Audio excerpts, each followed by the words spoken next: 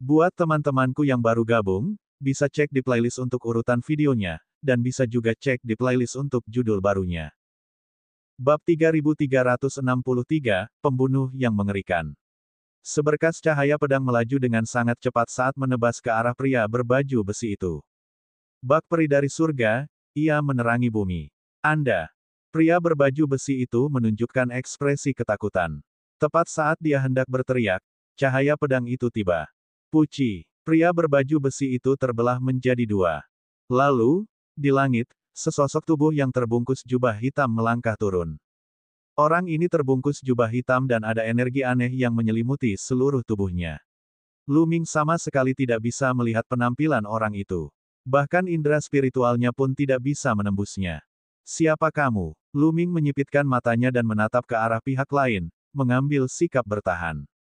Meskipun pihak lain telah membunuh pria berbaju besi itu, Lu Ming tidak berpikir bahwa dia ada di sini untuk membantunya. Ini karena Lu Ming dapat dengan jelas merasakan bahwa pihak lain memancarkan niat membunuh yang samar. Niat membunuh ini jelas diarahkan padanya.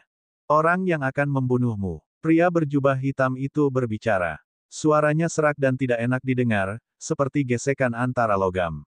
Asyik. Begitu lawan bicaranya selesai berbicara, suara pedang bergema di langit. Cahaya pedang yang mengerikan menebas ke arah Lu Ming. Menghadapi cahaya pedang ini, Lu Ming secara naluriah merasakan bahaya yang kuat. Tombak dominasi. Lu Ming mengayunkan tombak Dewa Tirani dan menusukkannya ke depan. Dewa perang yang besar muncul di langit, memegang tombak panjang dan menusuk ke depan. Namun, suara menusuk terdengar saat cahaya pedang itu menebas. Dewa perang yang dipadatkan oleh Lu Ming benar-benar dikalahkan dan terpotong menjadi dua. Membunuh. Suara dingin pria berjubah hitam itu terdengar. Sosoknya melesat dan dia muncul di depan Lu Ming dalam sekejap. Cahaya pedangnya seperti kilat saat menebas ke arah gelabela Lu Ming. Cepat, kejam, akurat. Kekuatan itu begitu mengerikan sehingga Lu Ming merinding di sekujur tubuhnya. Pintu seorang penguasa. Lu Ming menggeram dan pintu master muncul di depannya. Dentang. Dan EBSP, cahaya pedang menghantam gerbang dewa, menyebabkannya berguncang hebat seolah-olah hendak runtuh. Pada saat yang sama, kekuatan mengerikan menyerang tubuh Lu Ming. Tubuh Lu Ming bergetar dan dia mundur dengan cepat. Kekuatan yang mengerikan. Lu Ming menahan darahnya yang mendidih dan diam-diam terkejut. Pria berjubah hitam itu luar biasa kuatnya. Bukan karena kultivasi pihak lain sangat tinggi. Lu Ming dapat dengan jelas merasakan bahwa kultivasi pihak lain bukanlah pada tingkat Dewa Surgawi, melainkan pada tingkat Raja Surgawi. Dan EBSP, dia bahkan belum mencapai puncak Raja Dewa, melainkan berada di alam yang lebih rendah. Namun, pihak lain tampaknya sengaja menyembunyikan kultivasinya dan telah mengeluarkan semacam keterampilan rahasia. Tubuhnya diselimuti oleh aura misterius dan Lu Ming tidak dapat menilai kultivasi pihak lain secara akurat. Tapi ini jelas merupakan angka yang menakutkan. Saat Lu Ming mundur, pihak lain terus menyerang. Sinar cahaya pedang yang mengerikan diarahkan ke Lu Ming. Setiap cahaya pedang sebanding dengan kekuatan penuh dari puncak serangan Raja Surgawi. Lu Ming tidak berani ceroboh. Dia menggunakan tubuh dewa kunonya dan tubuhnya tumbuh dengan cepat, berubah menjadi dewa kuno berbaju biru. Ledakan. Lu Ming melangkah maju dan melambaikan tombak Dewa Tiran dengan satu tangan. Sungai panjang dao tombak muncul dan hendak menyelimuti pihak lain. Dan EBSP, pada saat yang sama, ia mengendalikan gerbang dewa untuk menekan musuh. Terlebih lagi, Lu Ming juga mengeluarkan jurus rahasia mata Dewa Yin yang pada saat bersamaan ketika dia melancarkan serangan-serangan ini. Dua pusaran tiba-tiba muncul di langit.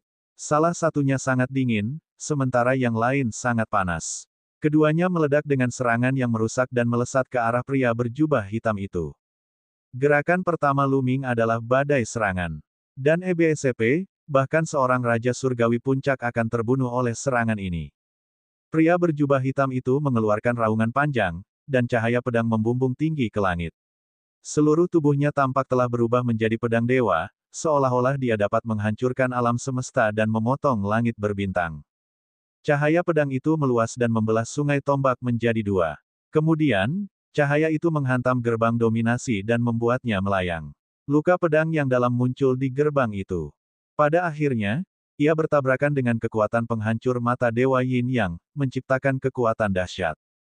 Kekuatan yang tak terhitung jumlahnya menghantam tanah, dan ledakan besar terjadi di planet sumber daya. Potongan-potongan tanah terus meledak, dan lava menyembur ke langit. Jika ini terus berlanjut, tidak akan lama lagi sebelum planet sumber daya besar ini hancur dalam pertempuran antara keduanya. Apa yang sedang terjadi? Pertempuran di sini telah membuat kamp militer di planet sumber daya menjadi waspada. Banyak orang menoleh, mengira mereka diserang oleh orang barbar. Meskipun planet sumber daya itu sangat besar, puluhan ribu kali lebih besar daripada banyak planet kecil di Chiliocosm, pada level mereka, dampak perang itu terlalu besar. Tabrakan itu mengguncang seluruh planet dan hampir hancur. Bahkan orang-orang di sisi lain planet itu dapat dengan jelas merasakannya. Pedang pembantai. Seolah tahu bahwa ia telah memperingatkan orang-orang di kamp militer, pria berjubah hitam itu menggunakan jurus pamungkasnya. Tiba-tiba, beberapa cahaya pedang yang mengerikan membubung ke langit dan menerobos langit berbintang. Setiap cahaya pedang mengandung niat membunuh yang mengerikan. Ini adalah pedang pembunuh, kuat dan mengerikan. Kilatan pedang menyelimuti Lu Ming dari berbagai arah. Jelas bahwa pihak lain ingin menghabisi Lu Ming sebelum orang-orang dari kamp militer tiba.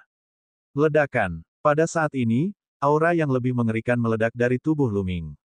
Kekuatan tak terbatas itu sedalam lautan. Formula pertempuran meningkatkan kekuatan tempurnya 5 kali lipat. Sejak awal, Lu Ming terus-menerus memicu formula pertempuran dan akhirnya berhasil memicu peningkatan 5 kali lipat kekuatan tempur formula pertempuran.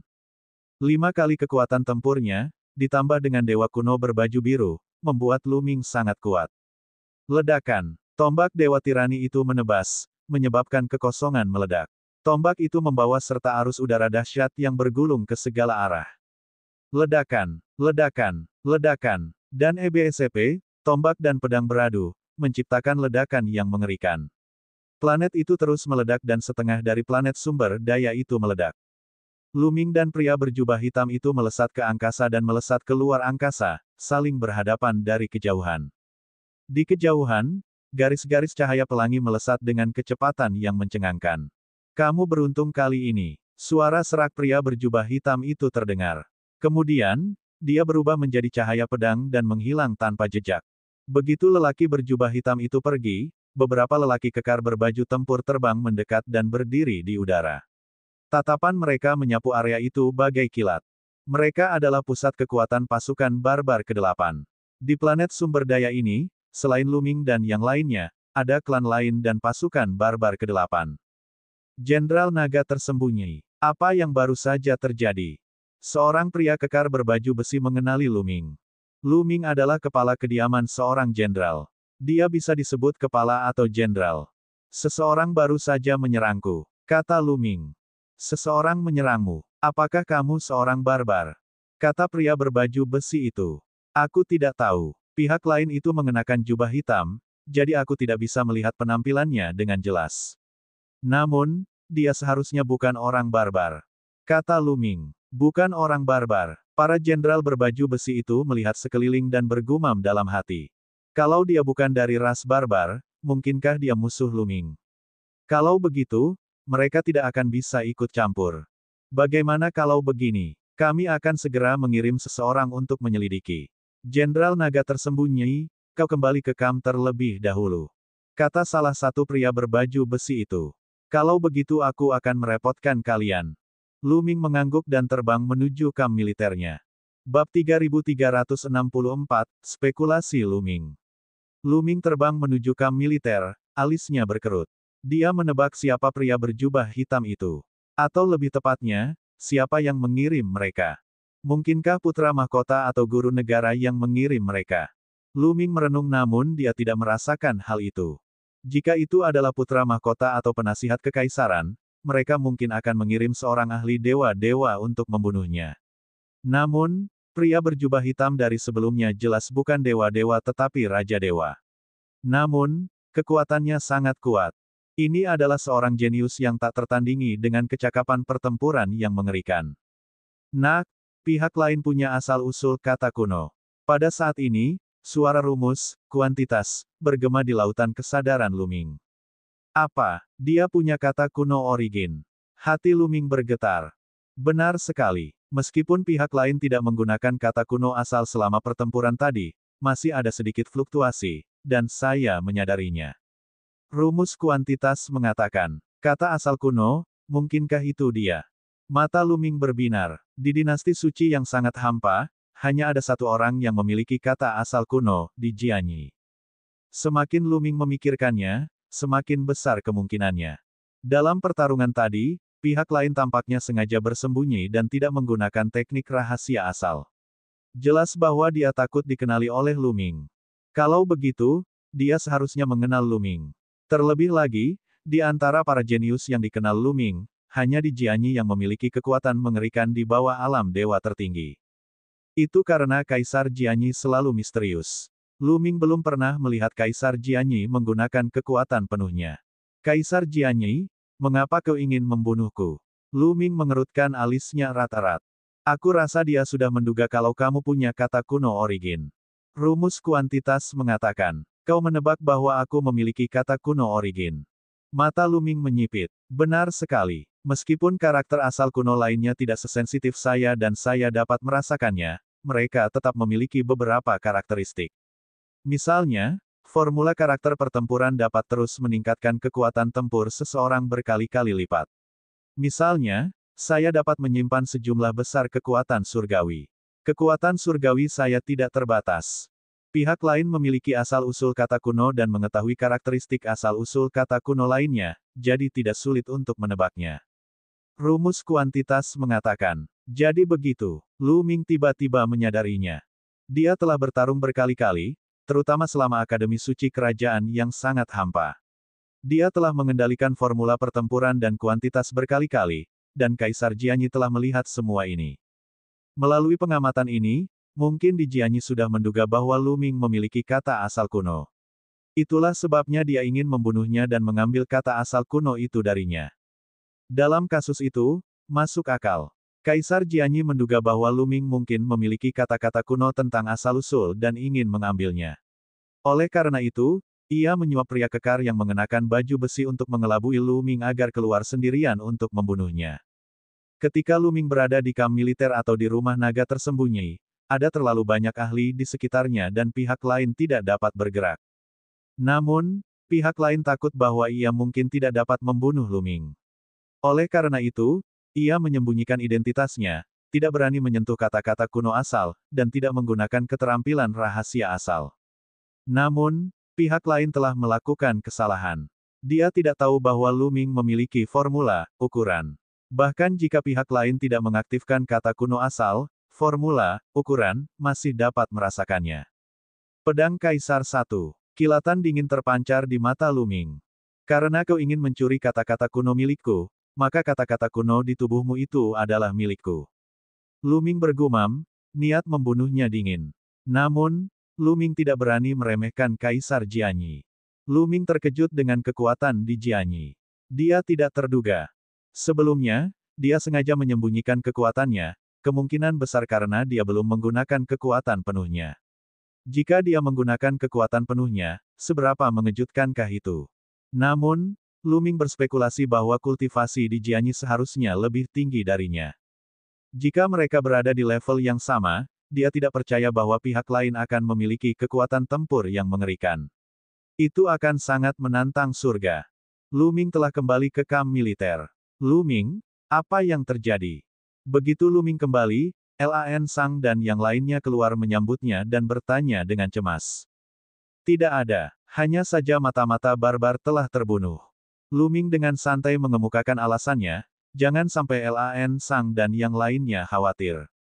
Setelah itu, pasukan pembasmi barbar dikerahkan untuk mencari lelaki berjubah hitam itu, namun tentu saja mereka tidak menemukan apapun. Ini sesuai dengan harapan Lu Ming. Karena pihak lain adalah di Jianyi, bagaimana dia bisa mengetahuinya? Dia mungkin tinggal di Angkatan Darat dengan bebas. Seperti yang diduga, setelah beberapa waktu, mereka tidak menemukan apapun dan membiarkannya begitu saja. Di langit berbintang, sejumlah besar kapal perang melayang di udara. Pemandangan yang sangat spektakuler. Ini adalah sayap kanan tentara pemusnah biadab ke-8 yang dipimpin oleh Si Huang. Pada hari ini, seorang tamu tak diundang datang ke kapal perang Rhino yang terpencil. Saudara Wu, mengapa kamu tidak menikmati hidupmu di rumah penasihat kekaisaran? Mengapa kamu datang ke perbatasanku? Si Huang menangkupkan tinjunya ke arah seorang pria tua. Lelaki tua itu adalah sepupu penasihat kekaisaran. Namanya Wu Yan, dan dia adalah tokoh penting di kediaman penasihat kekaisaran. Meskipun dia adalah seorang jenderal di perbatasan, dia tetap harus bersikap sopan. Guru negara punya sesuatu yang ingin dia minta bantuan jenderal. Wu Yan berkata sambil tersenyum. Jika guru negara memiliki sesuatu untuk dilakukan, saya pasti akan melakukan yang terbaik. Bolehkah saya tahu apa itu? Si Huang bertanya dengan rasa ingin tahu. Kantor Jenderal Naga yang tersembunyi di medan bintang kekacauan langit seharusnya berada di bawah kendali sang jenderal, kan? Kata Wu Yan. Benar sekali. Mungkinkah masalah ini terkait dengan kantor Jenderal Naga yang tersembunyi? Petik 2. Huang Xi bertanya. Benar sekali. Lu Ming dari rumah naga tersembunyi memiliki permusuhan besar dengan guru negara. Guru negara ingin memintamu untuk mencari kesempatan untuk menyingkirkan Lu Ming. Kurasa masalah sekecil itu tidak akan menjadi masalah bagimu, kan? Kata Wu Yan. Singkirkan Lu Ming. Ekspresi Si Huang berubah dan dia berkata dengan serius, ini bukan masalah mudah untuk ditangani. Jenderal, jangan khawatir. Guru negara tidak akan melupakan Anda. Jika Anda memiliki permintaan, silakan beritahu saya. Bagaimana mungkin Wu Yan tidak tahu apa yang sedang dipikirkan Si Huang? Dia segera memberikan Wu Yan pil penenang. Hahaha, karena pembimbing negara begitu berterus terang, baiklah, saya pasti akan membantu pembimbing negara menyelesaikannya. Si Huang tertawa. Dia bisa dengan mudah memiliki lusinan cara untuk membunuh Lu Ming dalam perang perbatasan ini. Selain itu, dia bisa mendapatkan dukungan dari guru negara. Kenapa tidak? Jenderal, Anda sangat lugas. Saya akan kembali dan menunggu kabar baik Anda. Wu Yan tersenyum, bangkit, dan pergi. Lu Ming, kau telah menyinggung guru negara. Jangan salahkan aku. Seseorang, panggil Lu Ming dari rumah naga tersembunyi di sini. Si Huang segera memerintahkan seseorang untuk memanggil Lu Ming. Lu Ming sedang berkultivasi ketika mendengar seseorang datang untuk mengundangnya. Dia sedikit terkejut. Namun, Lu Ming tidak terlalu memikirkannya saat melihat orang itu. Dia mengenal orang ini. Dia adalah penjaga badak yang sunyi dan seharusnya dia tidak disuap. Lu Ming mengikuti orang itu ke aula. Si Huang duduk di kursi utama dan ada beberapa orang di kedua sisi. Mereka semua adalah ajudan terpercaya Si Huang. Salam, Jenderal. Lu Ming menangkupkan tinjunya. Lu Ming, aku punya tugas penting untukmu kali ini. Kata Si Huang. Jenderal, silakan bicara. Kata Lu Ming. Baiklah. Desolate Rhino mengangguk dan melambaikan tangannya. Sebuah gambar muncul di langit. Di gambar itu ada sebuah planet besar. Bab 3365 umpan. Bintang pelangi, ini adalah bintang sumber daya yang besar. Di saat yang sama, ini juga merupakan jalur penting yang membutuhkan orang untuk menjaganya. Sekarang, aku akan memberikan misi ini kepada Istana Naga Tersembunyi milikmu. Istana Naga Tersembunyi milikmu akan menjaga tempat ini selama 10 tahun. Bagaimana? Badak terpencil menunjuk ke planet dalam gambar. Menjaga planet. Lu Ming sedikit tertegun. Sekarang mereka berada di tengah pertempuran besar, bukankah dia tidak akan bisa mendapatkan penghargaan apapun jika dia menjaga tempat itu selama seminggu? Untungnya, itu hanya 10 tahun. Itu bukan waktu yang lama dan akan berlalu dalam sekejap mata. Lu Ming tidak terlalu mempermasalahkannya. Dia mengangguk dan berkata, baiklah, kapan kita berangkat? Kita bisa berangkat besok, kata Si Huang. Lu Ming mengangguk lalu pergi. Jenderal, apakah pantas untuk membiarkan Istana Naga yang tersembunyi menjaga planet pelangi ini? Anda harus tahu bahwa ada lubang cacing yang masuk ke planet pelangi. Setelah Lu Ming pergi, salah satu orang kepercayaan Rhino bertanya dengan ragu. Benar sekali. Bangsa barbar selalu ingin menghancurkan pintu masuk lubang cacing itu. Aku khawatir Istana Naga Tersembunyi tidak akan mampu mempertahankannya. Pergi ke sana sama saja dengan mencari kematian. Kata orang lain. Tentu saja, aku tahu ini. Setelah orang-orang dari Istana Naga yang tersembunyi pergi, kita akan secara diam-diam mengerahkan sejumlah besar pasukan di langit berbintang di dekatnya. Begitu orang-orang ras barbar tiba, kita akan menangkap mereka semua dalam satu gerakan. Huang Xi tersenyum. Ujung lubang cacing yang lain berada di wilayah ras barbar, dan ujung ini berada di wilayah kita. Orang-orang barbar takut kita akan dijaga ketat, jadi mereka tidak berani mengirim orang melalui lubang cacing secara langsung. Di sisi lain, kita tidak berani mengirim orang melalui lubang cacing ke sisi lain. Kita berdua takut satu sama lain. Bangsa barbar ingin menyerang kita dan ingin menduduki lubang cacing ini. Mereka pasti akan mengirimkan pasukan militer yang kuat. Orang-orang dari Istana Naga yang tersembunyi itu pasti tidak akan bisa menghentikan mereka. Mereka pasti akan mati, kata seorang ajudan terpercaya Rino yang terlantar. Tidak dapat dihindari untuk melakukan pengorbanan demi mengepung dan membunuh ras barbarian. Istana Naga yang tersembunyi adalah umpan saya untuk menarik para ahli barbarian. Mereka semua adalah ajudan terpercaya Si Huang, jadi Si Huang tidak menyembunyikan apapun dan berbicara tentang tujuannya. Bohong jika dia ingin Lu Ming menjaga planet ini. Dia ingin Lu Ming menjadi umpan dan mati. Dengan cara ini, dia tidak hanya dapat membantu penasihat kekaisaran menghadapi Lu Ming, tetapi dia juga dapat memikat dan membunuh sekelompok orang barbar dan mendapatkan pengakuan. Itu seperti membunuh dua burung dengan satu batu. Jenderal itu bijaksana. Beberapa orang kepercayaannya mulai menyanjungnya. Setelah Lu Ming kembali ke perkemahan, ia mewariskan misi tersebut. Keesokan harinya, mereka berangkat menuju planet pelangi. Mereka melakukan perjalanan melalui lubang cacing dengan kecepatan yang sangat cepat. Setelah beberapa hari, mereka tiba di planet pelangi. Planet pelangi langit itu sangat besar. Namanya diambil dari buah pelangi langit yang tumbuh di sana. Tuan Manor Lu Ming, mulai sekarang aku serahkan tempat ini padamu. Awalnya ada sekelompok orang yang menjaga planet pelangi langit. Pada saat ini, pemimpin kelompok orang ini telah menyerahkan hak untuk menjaga planet tersebut kepada Lu Ming. Dan kelompok orang ini meninggalkan tempat itu. Setelah Lu Ming mengambil alih tempat itu, ia mulai menatanya. Pertama-tama, ia harus menyelidiki setiap sudut planet ini agar lebih mudah didirikan. Ada juga formasi pertahanan planet. Planet ini memiliki barisan pertahanan yang dapat mempertahankan seluruh planet. Namun, setelah Lansang memeriksanya, ia merasa susunan itu tidak cukup sempurna. Pada waktu berikutnya, Lansang mengajak beberapa orang yang ahli dalam teknik susunan untuk menyempurnakan susunan itu. Lu Ming memimpin angkatan darat dan ditempatkan di sebuah lembah. Hari demi hari berlalu, dan dalam sekejap mata, beberapa bulan telah berlalu.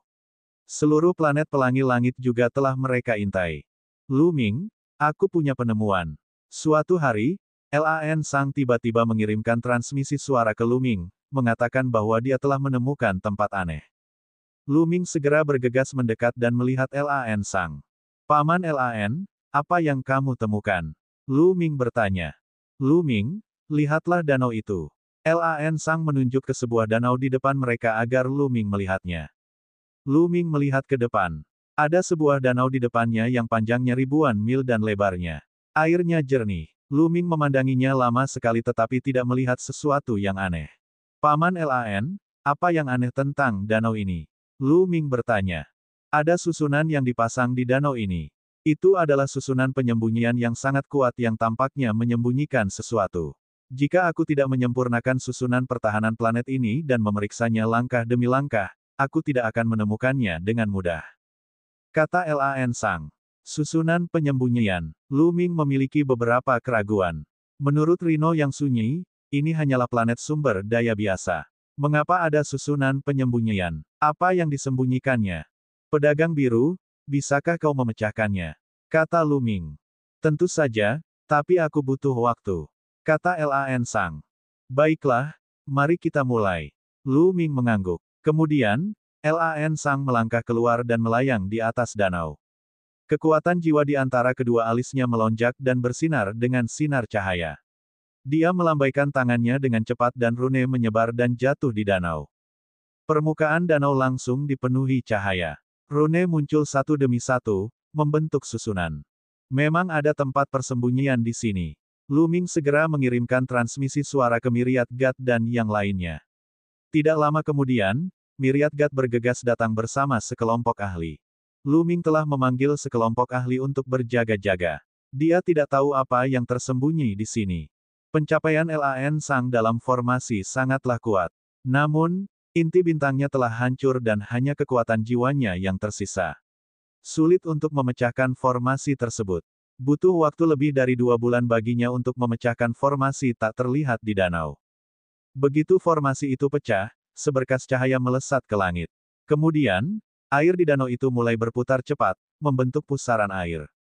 Air dari danau mengalir ke pusaran air dan menghilang tanpa jejak, hanya menyisakan gua gelap. Apa yang tersembunyi di gua ini? Lu Ming mengerutkan kening. Dia tidak tahu mengapa, tetapi dia punya firasat buruk. Dia pernah mendengar bahwa itu hanyalah planet sumber daya biasa, tetapi ada susunan penyembunyian di sini. Di bawah susunan itu, ada sebuah gua. Ini tidak sesuai dengan informasi yang dimilikinya.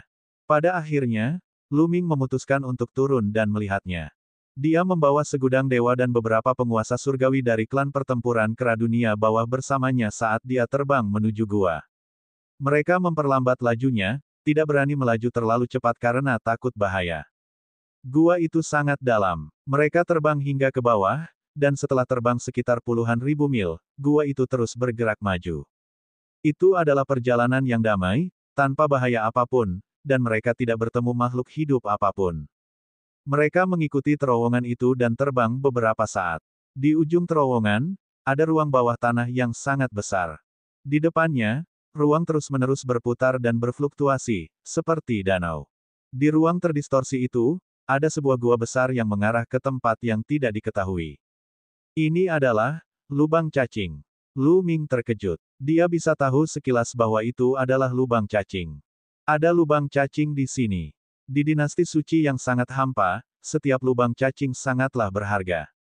Ini karena lubang cacing dapat memindahkan seseorang dari satu wilayah bintang ke wilayah bintang lainnya dalam sekejap. Ini adalah sumber daya yang sangat berharga. Setiap lubang cacing harus dijaga ketat. Tetapi mengapa tidak ada seorang pun yang menjaga tempat ini? Bab 3366 tidak ada jalan keluar. Dari susunan penyembunyian sebelumnya, dapat dilihat bahwa tempat ini telah ditemukan sejak lama. Tidak mungkin tempat ini tidak ditemukan. Namun, tidak ada seorang pun yang menjaga tempat ini. Sebenarnya ada lubang cacing di sini, dan bahkan disembunyikan oleh susunan penyembunyian. Seolah-olah ia takut kita akan menemukannya. Ini tidak benar. Alis Lan Sang berkerut. Dia juga punya firasat buruk. Mari kita bicara setelah kita keluar. Lu Ming segera berkata. Dia merasa masalah ini tidak sederhana. Dia harus keluar dan mengumpulkan orang untuk membahasnya. Pada saat ini, ledakan, ledakan, ledakan. Terdengar suara gemuruh keras dari luar dan tanah bergetar hebat. Tidak bagus, ada pertempuran besar di luar sana. Keluar. Lu Ming berteriak. Mereka menggunakan kecepatan penuh untuk bergegas keluar. Mereka bergegas dengan kecepatan penuh. Kecepatan mereka terlalu cepat. Dalam beberapa tarikan napas, mereka telah bergegas keluar dari tempat ini dan tiba di permukaan. Ledakan, ledakan, ledakan. Suara yang memekakkan telinga terdengar dari langit. Pada saat ini, setiap sudut planet pelangi memancarkan cahaya yang menyilaukan, membentuk perisai cahaya besar yang menutupi seluruh planet. Ini adalah susunan pertahanan planet. Setelah peningkatan Lan Sang, kekuatan pertahanannya telah meningkat pesat. Lu Ming dan yang lainnya melihat banyak sosok kekar muncul di luar perisai cahaya. Masing-masing dari mereka memancarkan aura mengerikan yang amat sangat menguasai. Sosok-sosok ini menyerang susunan pertahanan planet. Ras barbar. Lu Ming dan kelompoknya terkejut. Sosok-sosok ini semuanya adalah orang barbar. Mereka dapat dilihat di mana-mana, kecuali di langit berbintang. Tidak seorang pun tahu berapa banyak orang barbar yang ada di sana. Terlebih lagi, aura yang dipancarkan oleh beberapa orang barbar itu terlalu mengerikan. Aura mereka saja sudah cukup untuk membuat langit berbintang bergetar. Sungguh kultivasi yang mengerikan. Lu Ming dan yang lainnya memiliki ekspresi jelek. Beberapa kultivasi orang barbar begitu tinggi sehingga dari kejauhan, mereka dapat merasakan tekanan yang mengerikan. Mereka semua pastilah makhluk yang berada di tingkat keempat dewa langit atau di atasnya. Mengenai seberapa tinggi mereka secara spesifik, dia sama sekali tidak bisa merasakannya. Ayo pergi. Lu Ming dan yang lainnya melesat dengan kecepatan penuh dan bergegas menuju kamp. Pada saat ini, sekitar 5.000 bawahan yang dibawa Lu Ming semuanya menatap langit dengan wajah pucat. Kekuatan orang-orang barbar itu terlalu kuat untuk mereka lawan. Mereka takut mereka akan hancur dalam sekejap. Cepat, hancurkan pertahanan planet ini. Lubang cacing ini akan menjadi milik kita. Seorang barbar berteriak dari langit. Ledakan, ledakan. Semakin banyak orang barbar yang bergabung dalam serangan itu. Serangan-serangan mengerikan jatuh pada perisai cahaya yang dibentuk oleh formasi planet, menyebabkan perisai cahaya itu bergetar terus-menerus. Jika hal ini terus berlanjut, tidak akan lama lagi formasi pertahanan akan hancur. Ini juga karena pedagang biru telah menyempurnakan dan memperkuatnya selama periode waktu ini. Kalau tidak, itu akan rusak. Lubang cacing. Dia sebenarnya di sini untuk lubang cacing. Ekspresi wajah Lu Ming sangat jelek. Lu Ming, kita telah ditipu. Kita telah menjadi korban. Lan Sang berkata dengan ekspresi serius. Badak yang terpencil. Lu Ming menggeram. Mengingat kecerdasan Lu Ming, dia sepenuhnya mengerti apa yang dimaksud Lan Sang. Dia telah ditipu oleh Rino yang pendiam. Sebelumnya, ada orang yang menjaga tempat ini dan telah disiapkan tempat persembunyian. Desolate Rino pasti tahu bahwa ada lubang cacing di sini dan kemungkinan besar tahu bahwa orang-orang barbar menginginkan lubang cacing ini. Namun, dia tetap mengirimnya ke sini untuk mengirimnya ke kematiannya. Pasti ada orang lain di balik ini. Lu Ming menggertakkan giginya. Dia tidak menyinggung Si Huang, jadi mengapa Si Huang ingin membunuhnya? Dia pasti diperintah oleh orang lain. Lu Ming memperkirakan bahwa orang itu adalah putra mahkota atau guru negara. Adapun di Jianyi dan pasukan lainnya, mereka tidak memiliki kekuatan untuk membuat Si Huang melakukan sesuatu untuk mereka. Ledakan, ledakan, ledakan. Guncangan di langit menjadi makin hebat, dan formasi itu terus berguncang. Merusak. Seorang ahli barbar berteriak, suaranya menggetarkan langit berbintang. Ini adalah eksistensi yang sangat menakutkan, dan kultivasinya pasti di atas alam dewa surgawi tingkat keempat. Dia mengayunkan kapak perang dan memukul perisai cahaya. Perisai cahaya itu bergetar hebat dan sebuah retakan muncul. Tuan Prefektur, apa yang harus kita lakukan sekarang? Banyak orang bertanya pada Lu Ming. Wajah mereka pucat dan dipenuhi ketakutan. Ketika formasi itu pecah dan pasukan barbar tiba, hanya kematian yang menanti mereka. Mari kita pergi ke lubang cacing itu. Masuklah ke lubang cacing itu. Lu Ming berteriak. Tidak ada jalan lain kecuali mengambil risiko.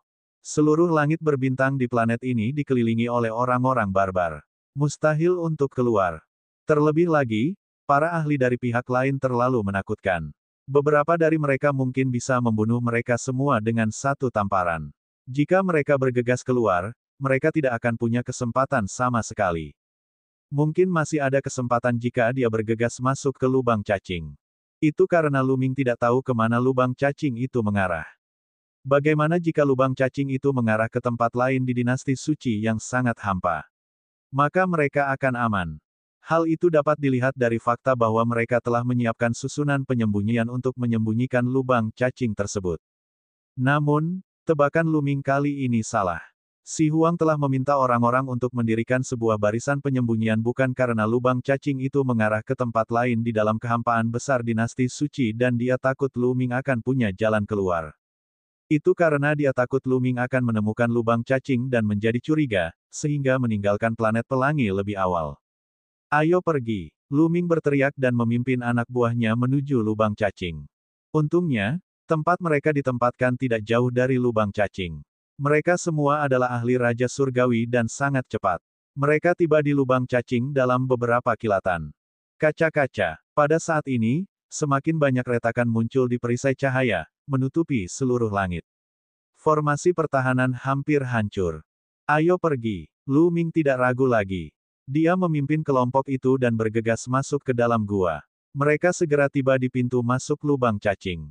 Memasuki. Lu Ming adalah orang pertama yang masuk, diikuti oleh yang lainnya. Mereka bergegas ke lubang cacing dan menghilang. Beberapa saat setelah Lu Ming dan yang lainnya memasuki lubang cacing, formasi pertahanan planet pelangi benar-benar hancur. Begitu formasi pertahanan itu hancur, ras barbarian menyerbu turun. Bas, wus, sekelompok besar orang barbar tiba di pintu masuk lubang cacing. Semut-semut itu telah menyerbu ke dalam lubang cacing. Haruskah kita mengejar mereka?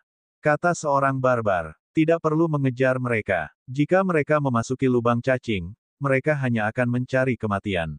Selanjutnya, kita harus menjaga pintu masuk lubang cacing ini. Aku rasa orang-orang dari dinasti suci kekosongan besar akan datang untuk menyerang tempat ini. Salah satu pemimpin barbar berkata dengan dingin, matanya bersinar dengan cahaya dingin. Sisi lainnya mengarah ke wilayah ras barbar. Jika mereka terburu-buru masuk ke lubang cacing, mereka hanya akan mati. Di langit yang jauh di planet Tianhong, Si yang kesepian berdiri dengan kedua tangan di belakang punggungnya. Matanya berkedip-kedip, seakan-akan sedang menatap ke langit berbintang yang jauh dan di atas bintang pelangi. Mereka akhirnya bergerak. Lu Ming, beristirahatlah dengan tenang. Aku akan membalas dendam untukmu. Si Huang berkata dengan acuh tak acuh, senyum dingin tersungging di bibirnya. Kemudian, gumpalan rune muncul di tubuhnya, dan dia menghilang pada saat berikutnya. Tidak lama kemudian, banyak kapal perang besar muncul dari segala arah dan menyerbu ke arah planet pelangi. Pertempuran yang mengguncang bumi langsung meletus di planet pelangi. Namun, semua ini tidak ada hubungannya dengan Lu Ming dan yang lainnya. Bab 3367 Putus Asa. Setelah Lu Ming dan yang lainnya memasuki lubang cacing, mereka tampaknya telah melintasi jarak yang tak berujung dalam sekejap. Saat berikutnya, mereka muncul di tanah datar. Di belakang mereka ada pintu masuk lain ke lubang cacing. Di mana tempat ini? Lu Ming memandang sekelilingnya dan mengamati keadaan di sekelilingnya. Di depannya ada gunung menjulang tinggi yang menghalangi pandangannya. Mereka tampaknya berada di sebuah lembah yang dikelilingi oleh pegunungan. Namun, mereka tidak melihat seorang pun. Mungkinkah tempat ini benar-benar berada di suatu tempat di kehampaan besar dinasti suci? Lu Ming sangat gembira. Namun, pada saat ini, kegembiraan yang luar biasa melahirkan kesedihan, dan perubahan yang tiba-tiba terjadi. Di belakang mereka, rune yang tak terhitung jumlahnya tiba-tiba muncul di pintu masuk lubang cacing. Rune-rune ini membentuk susunan besar dan sepenuhnya menutup pintu masuk lubang cacing. Apa yang sedang terjadi? Banyak bawahan Lu Ming yang terkejut. Hahaha, akhirnya ada dari dinasti suci kehampaan yang agung di sini. Terdengar tawa keras dari pegunungan di kejauhan. Setelah itu, aliran aura yang kuat meledak, membentuk tekanan kuat yang menekan Lu Ming dan yang lainnya. Lalu, sosok-sosok kekar bergegas keluar dari pegunungan di sekitar mereka. Ras barbar, seseorang berteriak, penuh dengan keputusasaan. Para barbar muncul dari segala arah. Jelas bahwa lubang cacing itu tidak mengarah ke dinasti suci yang sangat besar, tetapi berada di dalam wilayah para barbar. Mereka telah sampai di markas kaum barbar. Brengsek. Lu Ming meraung, ekspresinya sangat jelek. Kali ini dia benar-benar terpuruk dan masuk ke dalam situasi putus asa. Lubang cacing di belakangnya disegel oleh formasi, dan tidak ada jalan keluar. Lagi pula, bahkan jika mereka bisa mundur, kembali ke planet pelangi hanya akan menyebabkan kematian. Sayang sekali mereka hanya beberapa kentang goreng kecil, bukan yang besar. Beberapa orang barbar melirik Lu Ming dan yang lainnya, mendesah pelan dan menunjukkan ekspresi kasihan. Kultivasi Lu Ming dan yang lainnya memang tidak bisa dibilang tinggi. Yang terkuat di antara mereka, klan Nether Ape War, hanya berada di tahap ketiga alam Dewa Surgawi. Orang-orang barbar itu tidak menanggapi mereka dengan serius. Para barbar itu tidak terburu-buru menyerang. Mereka mengamati Lu Ming dan yang lainnya seperti kucing dan tikus. Mereka memang beberapa ikan kecil. Cepat bunuh mereka. Buka susunannya dan mungkin beberapa ikan kecil bisa dilepaskan. Salah satu orang barbar itu berkata dengan dingin. Kau tidak perlu pisau jagal untuk membunuh seekor ayam. Bagaimana kalau kau serahkan ikan-ikan kecil ini pada sukuku? Seorang barbar berwajah persegi berkata dengan tatapan membunuh di matanya. Tidak apa-apa. Bawa orang-orangmu dan basmi mereka. Tidak buruk bagi kami untuk menonton pertunjukan. Orang-orang barbar lainnya mencibir. Orang-orang barbar di sini juga terbagi menjadi beberapa pasukan. Baiklah, saudara-saudara, seranglah bersamaku dan musnahkan mereka. Orang barbar berwajah persegi itu berteriak dan memimpin sekelompok orang barbar untuk menyerang Lu Ming dan yang lainnya. Ada sekitar 5.000 orang barbar, mirip dengan kelompok Lu Ming. Namun, jumlah ahli barbar jelas lebih banyak dari kelompok Lu Ming. Beberapa orang barbar di garis depan memiliki aura yang sangat menakutkan. Terutama barbar berwajah persegi itu dan dua barbar lainnya, aura mereka adalah yang paling menakutkan. Mereka semua adalah dewa tingkat ketiga. Mereka dapat mengatakan bahwa di antara Lu Ming dan kelompoknya, hanya ada satu dewa tingkat ketiga. Mereka memiliki 3 dewa tingkat ketiga dan jumlah ahli lainnya juga lebih banyak daripada Lu Ming dan kelompoknya. Itu lebih dari cukup untuk membunuh Lu Ming dan kelompoknya. Apa yang kita lakukan? Beberapa bawahan Lu Ming pucat. Hanya klan petarung kera bawah yang memiliki tatapan penuh tekad di mata mereka. Mereka berdiri di sekitar Lu Ming dan memperlihatkan semangat juang yang kuat. Lindungi leluhur perang dan lawan mereka sampai mati. Pertarungan sampai mati. Sang ahli dari klan pertempuran kera gelap meraung. Jika kau ingin mati, aku akan mengabulkan permintaanmu. Orang barbar berwajah persegi itu meraung ganas dan mengayunkan kapaknya ke arah Lu Ming. Dia tahu bahwa Lu Ming adalah pemimpin kelompok itu. Dia ingin membunuh Lu Ming secara langsung. Jangan pernah pikirkan itu. Ahli dewa tingkat ketiga dari ras pertempuran kera hitam meraung dan mengayunkan tongkat logamnya, menyerbu ke arah orang barbar berwajah persegi itu. Ledakan. Keduanya bertukar pukulan, lalu terjadilah ledakan dahsyat. Ah! Pada saat itu, terdengar jeritan melengking dan ketakutan.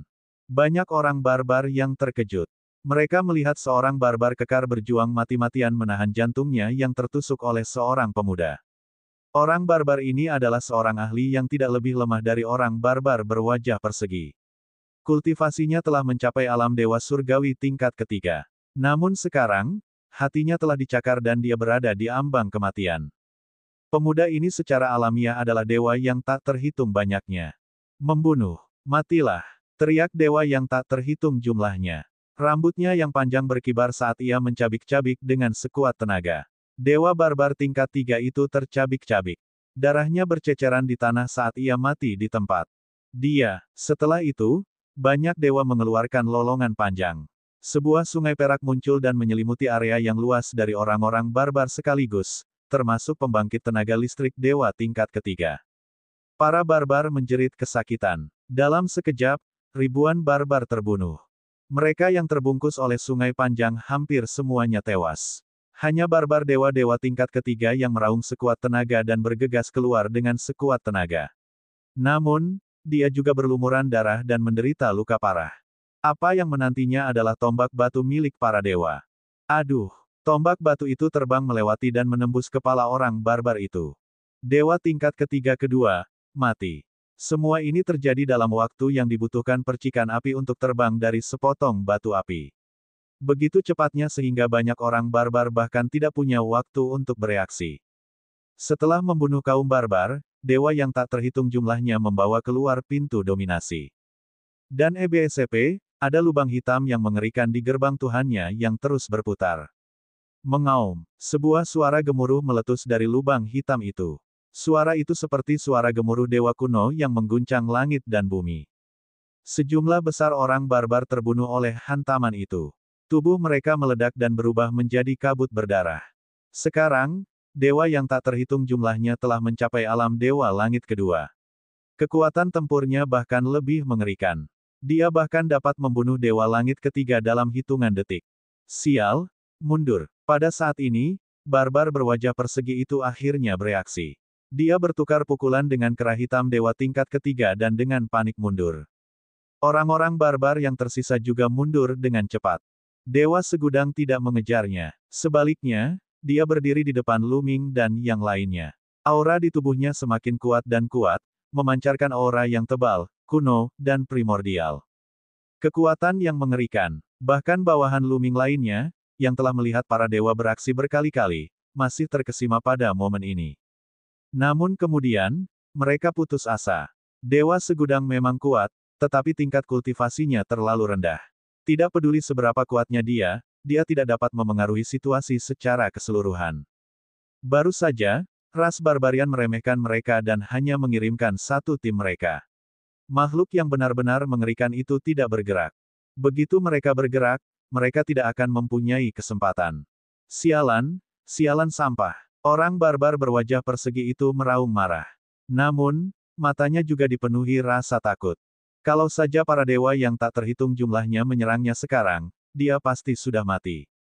Sungguh kekuatan tempur yang mengerikan. Dia telah menguasai 3 keterampilan rahasia asal. Orang ini pastilah seorang jenius tak tertandingi dari dinasti suci kekosongan besar. Kita telah menangkap ikan besar kali ini. Para barbar lainnya juga memandang jajaran dewa dengan kaget, termasuk beberapa makhluk yang mengerikan. Seseorang yang dapat mengendalikan begitu banyak keterampilan rahasia asal dan yang kekuatannya luar biasa kuat, terutama di usia yang begitu muda, telah mencapai tingkat kedua Dewa Surgawi. Ini terlalu mengerikan. Jika mereka tumbuh dewasa, mereka akan menjadi bencana bagi ras barbar. Bab 3368, Membuka Lubang Cacing. Bunuh, dia harus membunuh. Banyak orang barbar memandang para dewa yang tak terhitung jumlahnya dengan niat membunuh. Ledakan, ledakan, aura mengerikan meledak. Lebih banyak orang barbar melangkah maju dan menekan ke arah Lu Ming dan yang lainnya. Tekanan itu seperti gunung dan laut, menekan mereka. Beberapa yang lebih lemah gemetar dan hampir berlutut. Tekanannya terlalu besar. Membunuh. Tiba-tiba seorang barbar berteriak dan puluhan barbar menyerang. Puluhan orang barbar ini semuanya adalah kultivator alam dewa-dewa. Di antara mereka, tidak ada yang kurang dari alam dewa-dewa tingkat ketiga. Mereka menyerang tanpa pandang bulu. Segala macam serangan dilancarkan kepada Lu Ming dan yang lainnya. Kali ini, mereka tidak akan memberi Lu Ming dan yang lainnya kesempatan lagi. Mereka tidak akan meremehkan mereka. Sebanyak puluhan eksistensi dewa surgawi menyerang.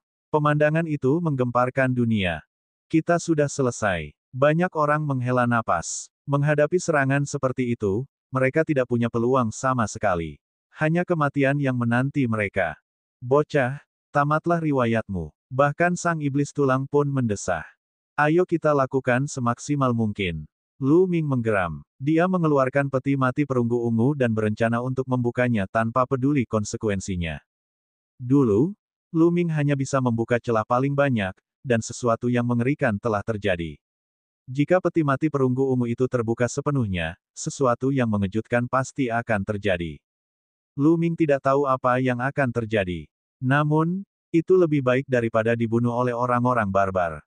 Setidaknya, dia harus membawa serta pihak lainnya. Mengaum. Pada saat itu, para dewa mengeluarkan suara gemuruh yang menakutkan, seolah-olah seorang dewa kuno tengah mengaum. Pada akhirnya, sebuah lonceng batu terbang keluar dan mengembang dengan cepat. Lonceng itu melayang di atas kepala mereka dan menyebarkan sinar cahaya yang menyelimuti Lu Ming dan yang lainnya. Serangan dari puluhan pusat kekuatan barbar semuanya diblokir oleh lonceng batu atau cahaya dari lonceng batu. Degup, degup, ledakan. Lonceng batu itu bergetar hebat dan mengeluarkan suara yang menakutkan. Namun, serangan-serangan itu berhasil diblokir. Serangan-serangan itu sepenuhnya diblokir dari luar dan tidak mengenai Lu Ming dan yang lainnya. Namun, Myriad God juga tidak dalam kondisi yang baik. Tubuhnya bergetar hebat saat noda darah pekat muncul di permukaan kulitnya. Darah terus mengalir keluar dari mulutnya. Setelah menangkis begitu banyak serangan yang mengerikan, orang bisa membayangkan betapa besar tekanan yang dialami oleh dewa yang tak terhitung jumlahnya. Dia terluka parah. Dewa yang tak terhitung jumlahnya. Lu Ming berteriak. Ini tidak bisa terus berlanjut. Pantheon sendiri tidak akan mampu menahan serangan pihak lain. Aku akan menghalangi mereka terlebih dahulu, lalu membuka jalan dan menyerbu keluar. Pantheon mengirimkan transmisi suara ke Lu Ming. Terus serang. Beberapa orang barbar berteriak dan terus menyerang. Serangan demi serangan mendarat di lonceng batu satu demi satu, menyebabkannya bergetar lebih hebat lagi. Bahkan retakan pun muncul di sana. Dewa segudang batuk darah saat luka berdarah muncul di tubuhnya. Seolah-olah tubuhnya akan terbelah. Mengaum. Mata para dewa yang tak terhitung jumlahnya itu dipenuhi dengan pandangan yang tak kenal ampun saat meraung, menyebabkan langit dan bumi bergetar. Tampaknya ada api yang membakar tubuh 10.000 dewa. Api ini berputar dan berputar, membentuk berbagai sosok. Mereka adalah sosok dewa primitif yang berbeda. Sosok-sosok ini tampak seperti ilusi, tetapi mereka juga meraung bersama 10.000 dewa. Dunia menjadi gempar seolah-olah puluhan dewa purba telah melintasi ruang dan waktu. Suku barbar tercengang oleh fenomena ini. Pedang yang menembus langit. Dewa yang tak terhitung jumlahnya itu mengeluarkan raungan panjang, dan rambutnya yang panjang berkibar tertiup angin. Sebuah pedang batu muncul di tangannya, dan pedang itu memancarkan cahaya yang tak terbatas. Suara mendesing. Pedang batu itu berubah menjadi cahaya pedang. Pedang itu tidak menebas barbarian, tetapi menebas kehampaan. Ruang itu langsung beriak seperti air. Kemudian, pusaran hitam pekat muncul di udara. Pusaran itu berputar liar dan akhirnya berubah menjadi gua. Ini Ini lubang cacing. Lu Ming tercengang. Dia tidak bisa mempercayai matanya. Dewa Segudang sebenarnya telah menggunakan pedang batu untuk menciptakan lubang cacing. Ini sungguh tidak dapat dipercaya. Keajaiban, ini adalah keajaiban. Legenda mengatakan bahwa di alam dewa yang baru terbentuk, dewa primitif dapat menciptakan lubang cacing dengan menggerakkan tubuhnya. 10.000 dewa pasti mewarisi kekuatan dewa primitif itu. Pada saat ini bahkan tulang pun berteriak tak percaya. Lubang cacing. Semua orang barbar juga berteriak tak percaya. Mata mereka hampir terbelalak. Mereka tidak pernah menyangka bahwa seseorang dapat membuka lubang cacing dengan paksa. Lebih jauh lagi, hal itu bahkan terjadi pada pembangkit tenaga listrik alam dewa surgawi. Bukannya tidak ada seorang pun di alam semesta yang dapat menciptakan lubang cacing. Beberapa ras mengerikan yang memiliki atavisme dapat menciptakan lubang cacing di langit berbintang ketika basis kultivasi mereka mencapai tingkat yang mengerikan. Dan EBSCP, legenda mengatakan bahwa ras tikus roh ruang waktu memiliki para jenius yang mengerikan yang garis keturunannya kembali ke leluhur mereka dan yang memiliki kekuatan dewa-dewa asli. Ketika kultivasi mereka mencapai tingkat tertentu, mereka dapat membuka lubang cacing. Tetapi juga tidak mungkin untuk mencapainya di alam dewa surgawi tingkat kedua. Ayo pergi, aku tidak tahan lama-lama. Pada saat itu, para dewa berteriak pada Lu Ming dan yang lainnya. Ayo pergi, Lu Ming berteriak. Dia tahu bahwa ini adalah kesempatan langka dan dia tidak bisa ragu lagi. Seketika, bawahan Lu Ming bergegas memasuki lubang cacing dan menghilang. Dalam sekejap mata, hanya klan pertempuran kera bawah, Lu Ming, dan beberapa lainnya yang tersisa. Leluhur perang, kau duluan. Seorang anggota klan pertempuran kera gelap berteriak. Ayo maju bersama, serang. Saat Lu Ming meraung, dia menyerbu, memimpin para dewa yang tak terhitung jumlahnya, klan tempur kera bawah, dan Lan Sang ke dalam lubang cacing. Ketika Lu Ming memimpin para dewa ke dalam lubang cacing, lonceng batu yang dibentuk oleh para dewa pun hancur. Mengejar. Pada saat ini, para barbar itu tampaknya telah terbangun dari mimpi. Mereka meraung dan bergegas menuju lubang cacing. Namun, ketika mereka mendekati lubang cacing itu tiba-tiba terpelintir. Mundur, lubang cacing itu akan segera runtuh. Beberapa orang barbar berteriak ketakutan, tetapi mereka masih terlambat. Salah satu orang barbar tidak dapat mundur tepat waktu dan terperangkap dalam energi runtuhnya lubang cacing, berubah menjadi debu dalam sekejap. Energi dari runtuhnya lubang cacing itu sangat mengerikan. Bahkan dewa-dewa biasa pun akan kesulitan menahannya. Saat berikutnya, seluruh lubang cacing menghilang.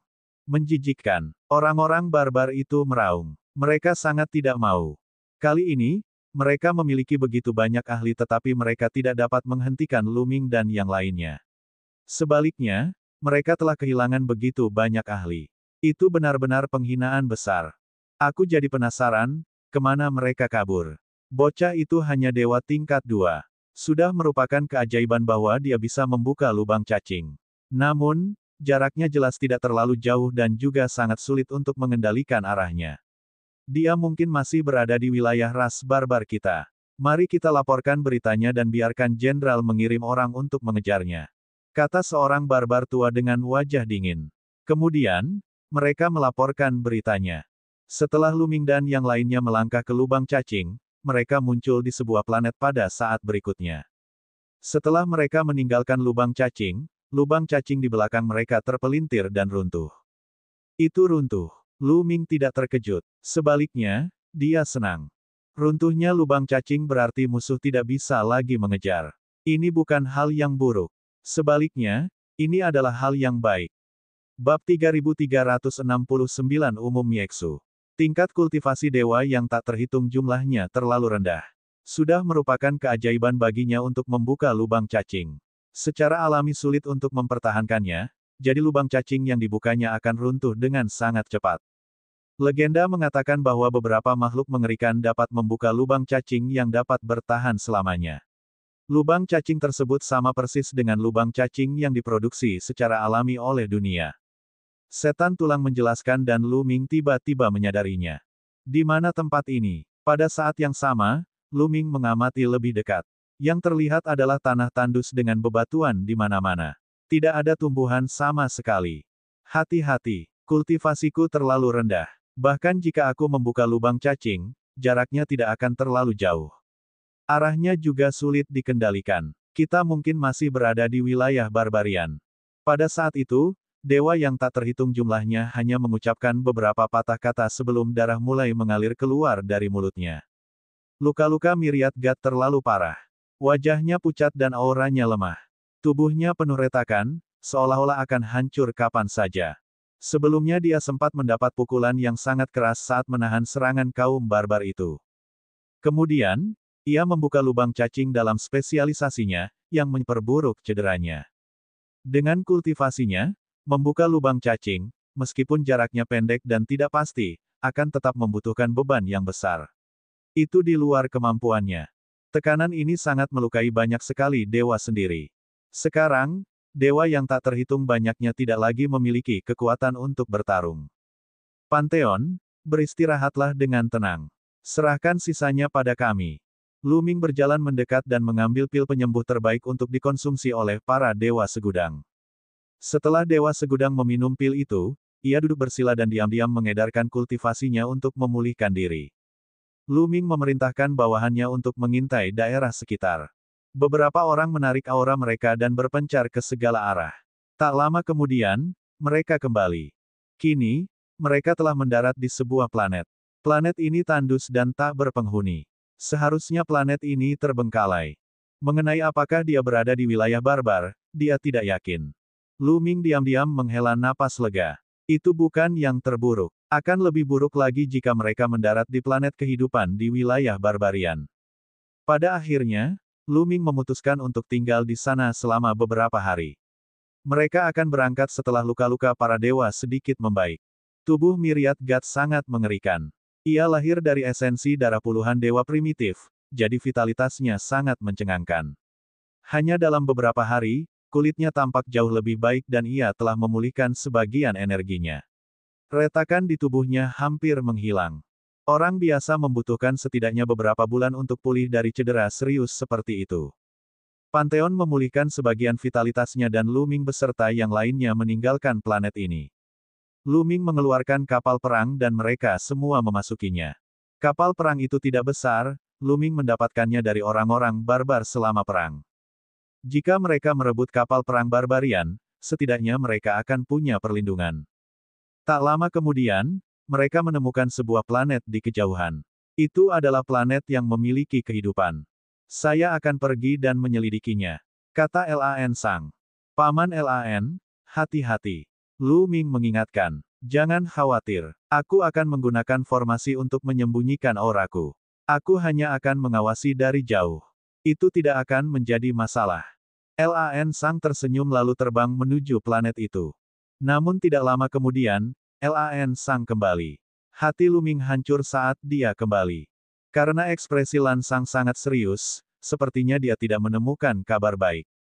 Planet itu penuh dengan orang barbar. Kita berada di wilayah ras barbar, kata Lan Sang. Hati Lu Ming dan yang lainnya hancur dan wajah mereka berubah muram. Seperti yang diduga, dia masih berada di wilayah barbarian. Ini bukan kabar baik. Wilayah yang dikuasai oleh ras barbarian penuh dengan orang-orang barbar. Mereka bukan orang barbar, jadi mereka bisa mengenalinya sekilas. Bagaimana mereka akan melarikan diri? Jika mereka ditemukan oleh ras barbar, mereka akan berada dalam bahaya nyata. Kuncinya adalah mereka tidak memiliki peta medan bintang di sini. Mereka seperti lalat tanpa kepala, terbang ke sana kemari secara acak. Tuan Prefektur, apa yang harus kita lakukan? Beberapa orang menjadi pucat dan menatap Lu Ming. Jangan panik, kita sedang menunggangi kapal perang milik ras barbar. Kita bisa menyembunyikannya untuk sementara waktu. Kita akan menemukan kesempatan untuk menemukan peta medan bintang dan meninggalkan wilayah ras barbar untuk kembali ke dinasti suci yang sangat luas. Kata Lu Ming. Melihat ekspresi percaya diri Lu Ming, yang lainnya merasa lebih tenang. Mari kita tinggalkan tempat ini dulu. Setelah itu, kita tidak akan mendekati planet kehidupan ras barbarian. Kita akan pergi keluar angkasa dan menemukan ras barbarian yang sendirian. Kemudian, kita akan merebut peta medan bintang. Lu Ming menjelaskan rencana masa depannya. Kemudian, mereka mengemudikan kapal perang antariksa dan meninggalkan tempat ini, terbang ke langit berbintang yang luas. Di sebuah galaksi di perbatasan antara ras barbar dan dinasti suci yang hampa, ada banyak kapal perang yang mengambang. Setiap kapal perang sangat megah dan luar biasa besarnya. Kapal perang yang berukuran miliaran lilong dapat ditemukan di mana-mana. Ini adalah markas besar tentara barbar, tempat Jenderal Mikyu ditempatkan. Sebuah istana besar melayang di atas armada besar itu. Istana ini adalah kediaman Jenderal Miexu, dan istana ini bergerak mengikuti armada itu. Pada saat ini, banyak orang sedang mendiskusikan berbagai hal di istana. Duduk di posisi paling atas adalah Jenderal Mikyu. Namun, yang mengejutkan adalah bahwa Jenderal Miexu ini bukanlah seorang barbar. Sosok itu adalah seorang pria setengah baya, tinggi dan tegap, tingginya 3 meter. Kulitnya ditutupi sisik, dan ada satu tanduk di antara alisnya. Itu adalah manusia buaya bertanduk. Manusia buaya bertanduk benar-benar menjadi jenderal ras barbar, Miexu. Ini adalah hal yang sangat aneh. Manusia buaya bertanduk, yang juga merupakan jenderal Miexu, duduk di puncak. Di bawahnya terdapat banyak jenderal barbar. Jenderal, belum lama ini kami menerima berita bahwa segerombolan sampah dari dinasti suci yang sangat hampa telah menyerbu ke wilayah kita. Seorang jenderal ras barbar melaporkan. Berapa tingkat kultivasi sampah dari dinasti suci kekosongan besar? Jenderal Miexu bertanya. Kudengar orang yang tingkat kultivasinya paling tinggi hanya dewa surgawi tingkat ketiga. Jenderal barbar melaporkan. Ledakan. Aura mengerikan langsung terpancar dari tubuh Jenderal Mikyu. Aura ini sangat mengerikan dan penuh dengan aura yang merusak. Seolah-olah bisa menghancurkan segalanya dan menghancurkan galaksi. Meskipun para jenderal barbar di bawah semuanya sangat kuat, mereka semua gemetar ketakutan di bawah aura ini. Mereka bahkan tidak berani bernapas. Semua sampah. Sekelompok sampah dewa tingkat ketiga juga bisa membiarkan pihak lain memasuki wilayah kita. Apa yang mereka lakukan? Suara dingin keluar dari mulut Jenderal Mikyu. Suara itu penuh dengan niat membunuh dan menusuk tulang. Marsekal, kudengar ada seorang pemuda di kelompok itu yang bisa membuka lubang cacing. Si barbar pun melapor, tetapi dia sedikit ragu saat berbicara. Seorang pemuda dapat membuka lubang cacing. Apakah itu mungkin? Itu seperti fantasi. Seorang pemuda bisa membuka lubang cacing. Hehehe, kamu bahkan bisa menemukan alasan kekanak-kanakan seperti itu. Apakah menurutmu aku mudah diganggu? Jenderal Miexu berkata dengan dingin saat ekspresinya berubah semakin buruk. Bab 3370 ditemukan. Ekspresi Jenderal Mikyu berubah lebih buruk lagi. Para jenderal barbar juga gemetar ketakutan dan tidak berani berbicara. Mereka tahu betapa mengerikannya Jenderal Mikyu ini.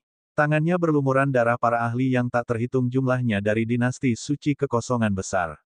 Kalau tidak, bagaimana dia bisa menjadi seorang jenderal dengan identitasnya sebagai manusia buaya bertanduk tunggal? Jenderal, awalnya saya tidak percaya, tetapi setidaknya ada puluhan ribu orang yang menyaksikan kejadian ini. Mereka semua bersumpah bahwa ini semua benar. Pihak lain menggunakan lubang cacing untuk melarikan diri, kalau tidak mereka pasti sudah dimusnahkan sejak lama. Kata Jenderal Barbar, lubang cacing. Jenderal Mikyu bergumam dan mengerutkan kening. Ia masih tidak percaya, tetapi puluhan ribu orang telah menyaksikan dan bersumpah, jadi ia harus mempercayainya. Menurut berita, kultivasi orang itu masih rendah, hanya dewa-dewa tingkat 2. Bahkan jika dia bisa membuka lubang cacing, dia tidak mungkin terlalu jauh. Dia kemungkinan besar berada di dalam perbatasan ras barbar kita, atau bahkan dalam beberapa bidang bintang di perbatasan. Jenderal, tolong beri perintah untuk mencarinya. Kata Jenderal Barbar. Baiklah, sampaikan perintahku. Cari di seluruh wilayah. Kalau sudah ketemu, bunuh tanpa ampun. Jenderal Mikyu memberi perintah dengan dingin, tetapi kemudian melanjutkan, tunggu, jangan bunuh pemuda yang bisa membuka lubang cacing. Aku ingin dia hidup-hidup. Aku ingin melihat seberapa mengerikan seorang pemuda bisa membuka lubang cacing. Ya, Jenderal Ras Barbar menerima perintah dan pergi untuk membuat pengaturan.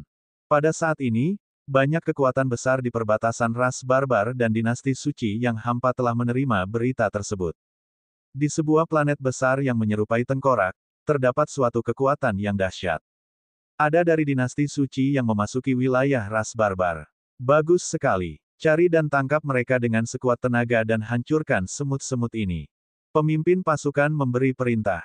Cari dan tangkap dengan sekuat tenaga.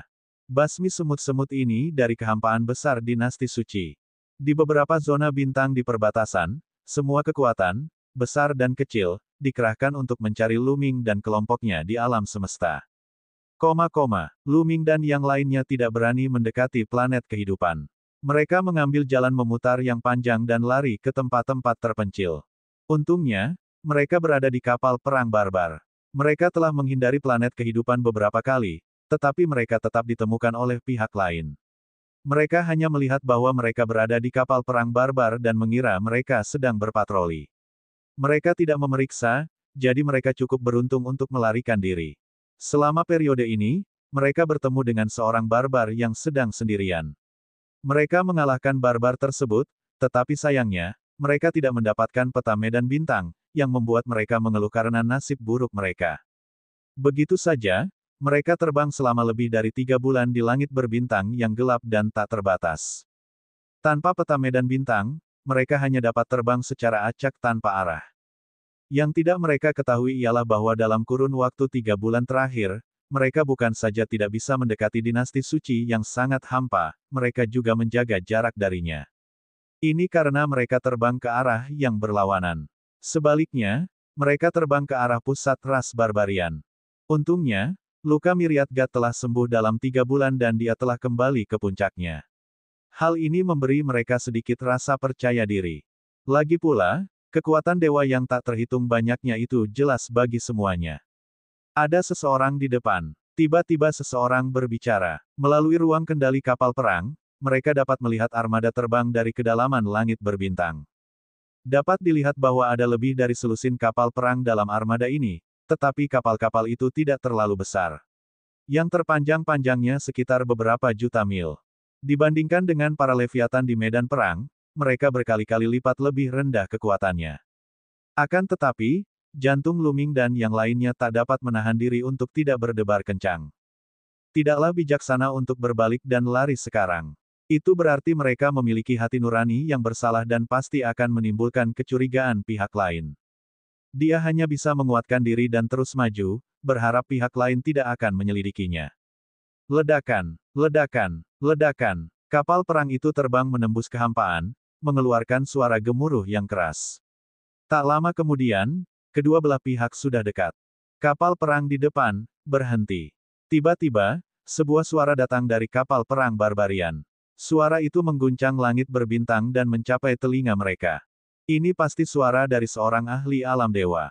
Kalau tidak, mustahil suara itu bisa menembus kapal perang langit berbintang dan masuk ke telinga mereka. Luming dan yang lainnya merasa sedih. Pihak lain telah menyuruh mereka berhenti. Situasinya tidak baik.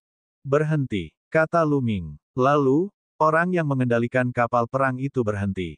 Di depan mereka, lebih dari selusin kapal perang tersebar dalam bentuk kipas, mengelilingi kapal perang mereka. Kami sedang mencari orang-orang dari dinasti suci yang sangat hampa. Sekarang, kami sedang mencari kapal perangmu. Jika kami telah menyinggungmu, semua orang di dalam, keluarlah untuk melakukan penyelidikan.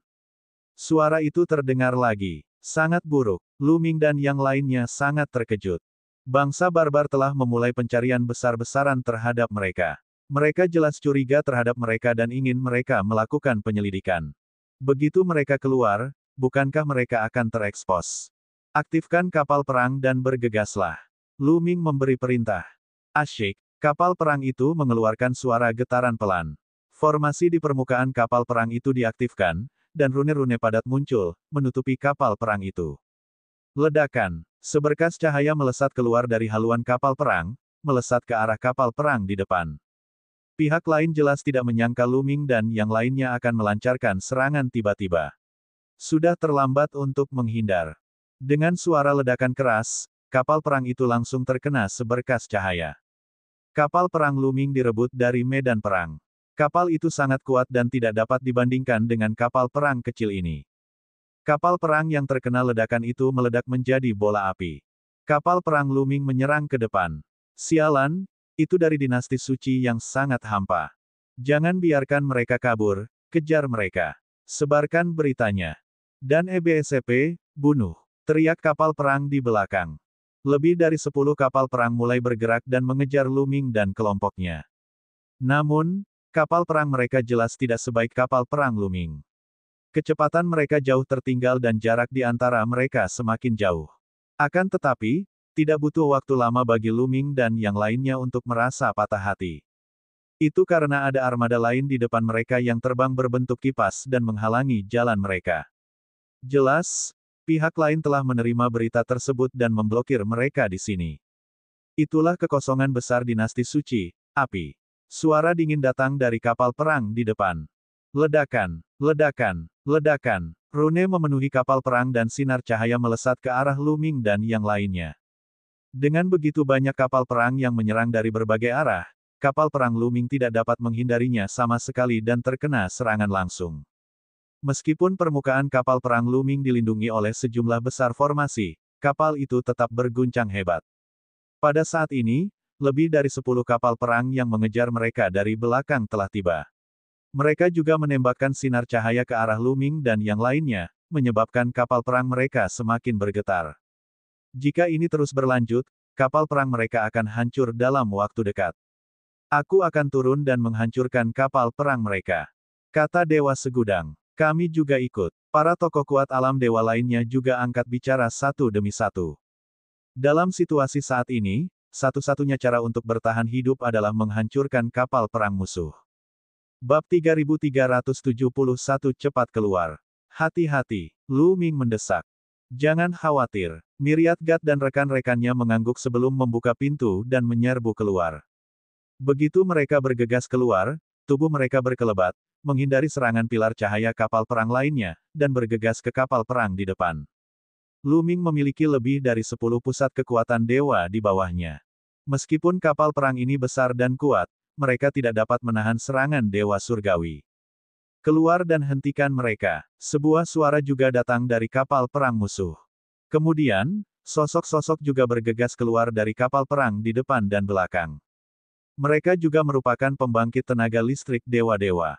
Jumlah mereka lebih dari 20 orang, hampir 2 kali lipat jumlah orang di pihak Lu Ming. Membunuh. Para dewa yang tak terhitung jumlahnya itu berteriak panjang. Bahkan sebelum mereka tiba, mereka telah bergegas keluar dengan sungai perak. Mereka melintasi langit berbintang dan menyelimuti seorang ahli dewa tingkat kedua dari ras barbar. Si barbar mengeluarkan teriakan yang mengerikan, dan tubuhnya berubah menjadi abu. Membunuh. Seorang barbar dewa tingkat ketiga menghunus kapak besar dan menyerang banyak dewa. Dewa yang berjumlah ribuan itu mengacungkan tombak batunya yang panjangnya mencapai ratusan ribu kilometer dan melintasi langit berbintang. Darah berceceran di mana-mana saat ahli barbarian itu tertusuk dan mati secara tidak wajar. Mengerikan sekali. Para barbar lainnya menjadi pucat karena ketakutan. Kekuatan Myriad God terlalu mencengangkan. Kalian tahan mereka dulu. Aku akan pergi menghancurkan kapal perang mereka. Dewa Segudang mengirimkan transmisi suara ke dewa-dewi lainnya. Kemudian, sepasang sayap mengembun di belakangnya. Itu juga merupakan jenis keterampilan rahasia asal. Dengan kepakan sayapnya, sosok dewa yang tak terhitung jumlahnya menghilang. Pada saat berikutnya, dia muncul di depan sebuah kapal perang. Tombak batu itu dengan cepat membesar dan menyapu keluar. Ledakan. Kapal perang itu diledakkan, dan orang-orang barbar di dalamnya berlarian ketakutan. Namun, basis kultivasi orang-orang barbar ini hampir semuanya di bawah basis kultivasi seorang dewa. Mereka dihancurkan oleh kekuatan tombak batu dan terus meledak. Semua ini terjadi dalam waktu yang sama dengan waktu yang dibutuhkan percikan api untuk terbang dari Flynn. Setelah meledakkan satu kapal perang, sosok Myriad God bergerak lagi dan menyerang kapal perang berikutnya. Dengan ayunan tombak batunya, kapal perang lainnya hancur. Setelah itu, dewa yang tak terhitung jumlahnya menyerang dengan sekuat tenaga. Dia terlalu cepat, dan dengan setiap kilatan, sebuah kapal perang akan hancur. Kapal perang itu meledak satu per satu. Dalam sekejap, 7 atau 8 kapal perang telah meledak.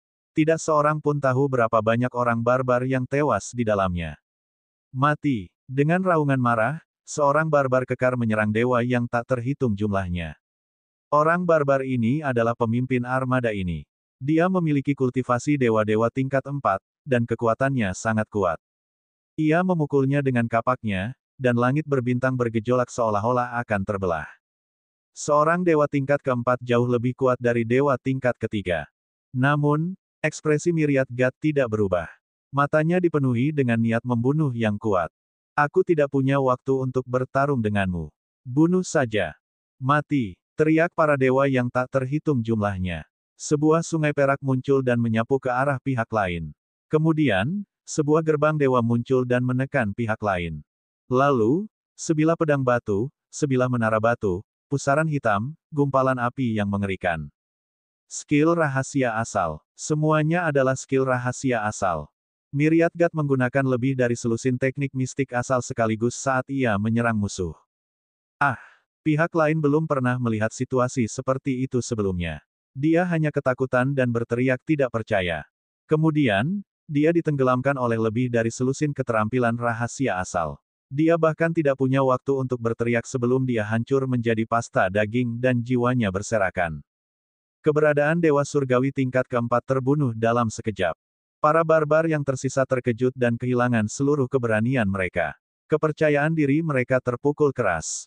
Bahkan seorang Dewa Surgawi tingkat keempat, pemimpinnya terbunuh dalam sedetik, bagaimana mereka masih bisa bertarung? Mundur, mundur, mundur.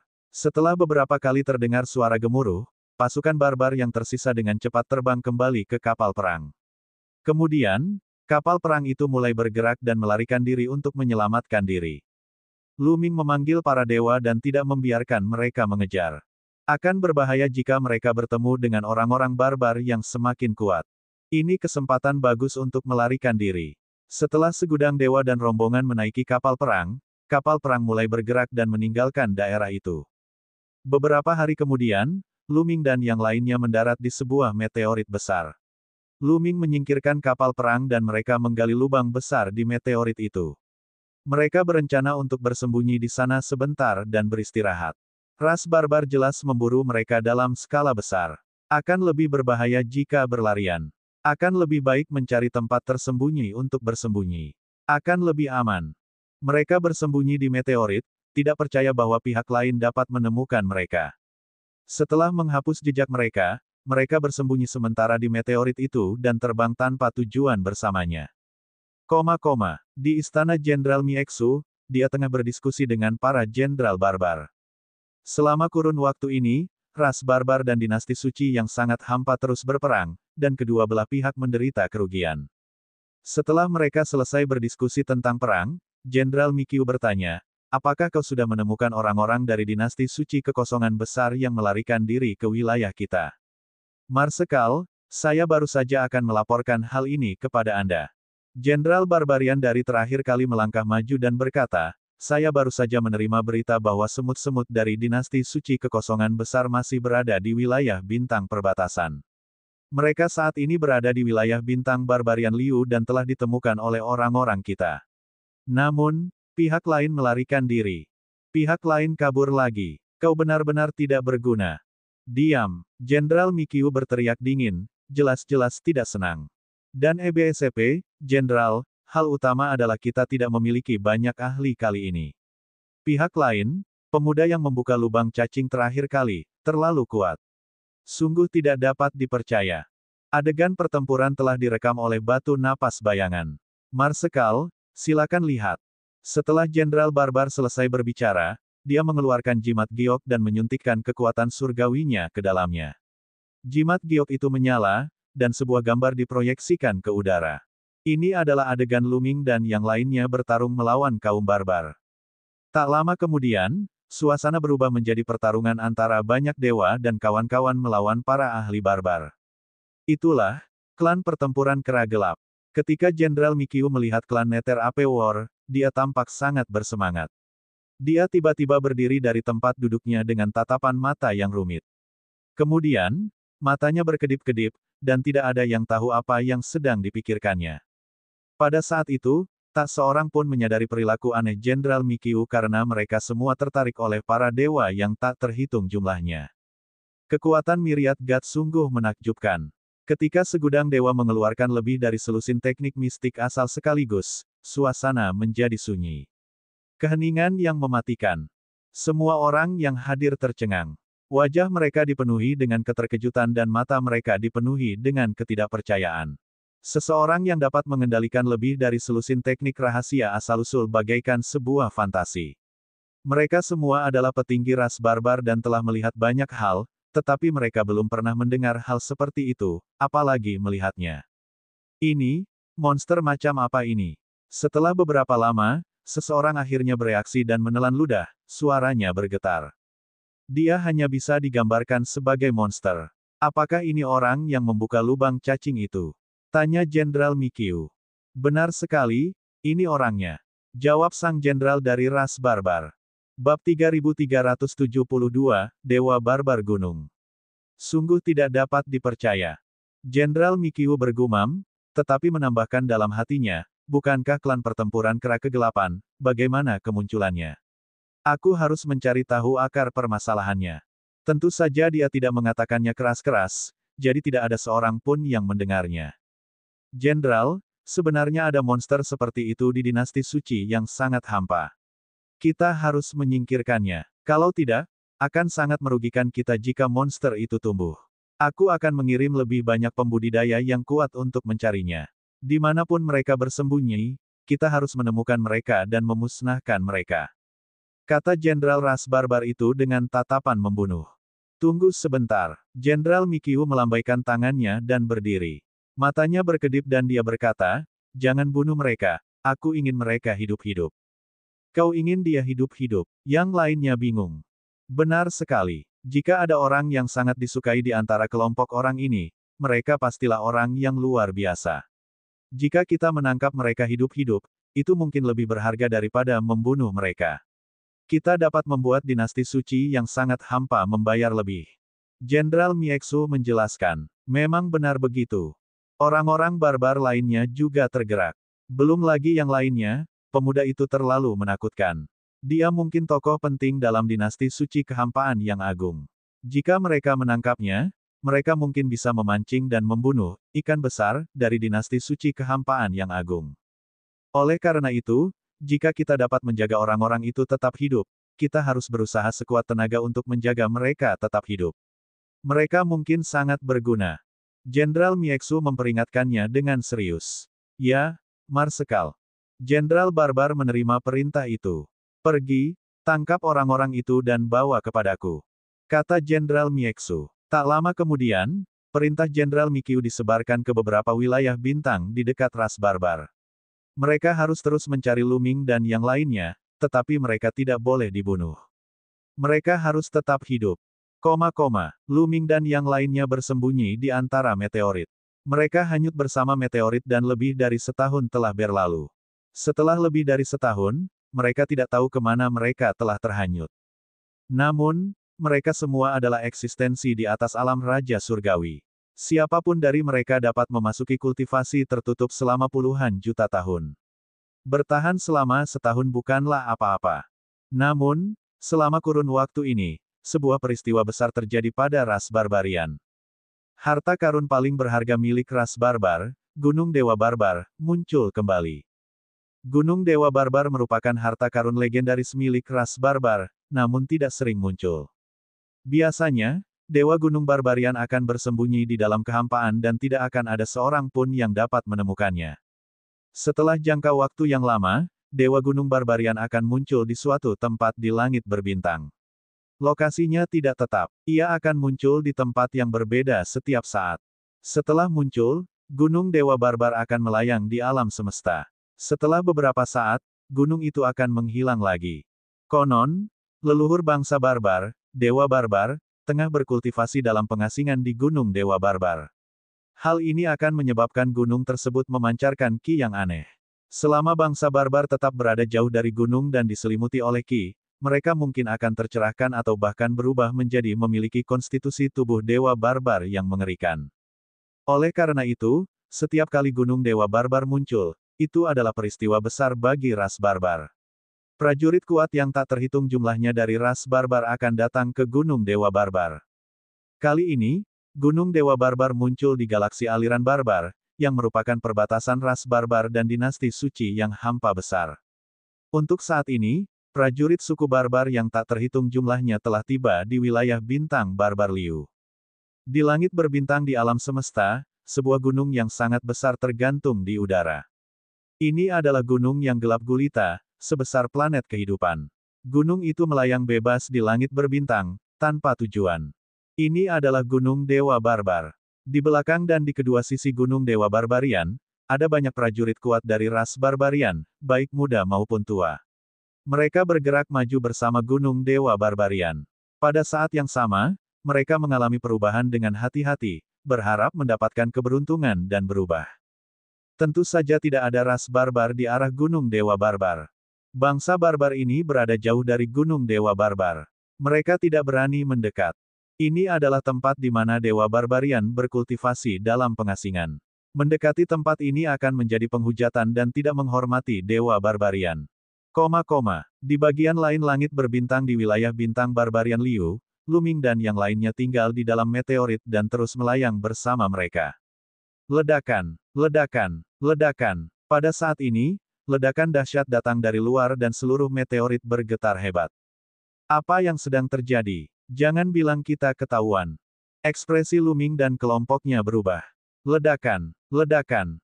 Suara ledakan itu semakin keras, dan meteorit itu bergetar semakin keras.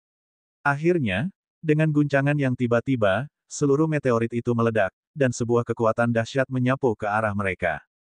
Beberapa klan kera dunia bawah dewa-dewa melambaikan tinju mereka dan menerobos kekuatan ini. Kemudian, mereka dengan panik mundur. Namun, tidak ada seorang pun yang terus menyerang mereka. Setelah mereka mundur agak jauh, mereka memandanginya dan terdiam. Di langit berbintang di depan, dua binatang raksasa sedang bertarung. Mereka adalah dua binatang buas, tubuh mereka sangat besar, masing-masing panjangnya lebih dari 1000 mil. Mengaum, mengaum, binatang buas meraung dan melolong di galaksi. Mereka bertarung dengan sengit dan kekuatan dahsyat menyapu ke segala arah. Mereka adalah dua binatang buas dewa tingkat pertama. Mereka sama sekali tidak peduli dengan Luming dan yang lainnya. Luming dan yang lainnya terdiam. Mereka sangat tidak beruntung. Bukan karena mereka telah ditemukan, juga bukan karena seseorang telah menyerang mereka. Hanya saja mereka kurang beruntung. Meteorit itu kebetulan melayang di dekat pertempuran antara dua binatang buas dan hancur akibat pertempuran antara dua binatang buas itu. Itu benar-benar bencana yang tidak pantas. Ayo pergi, kita harus segera pergi.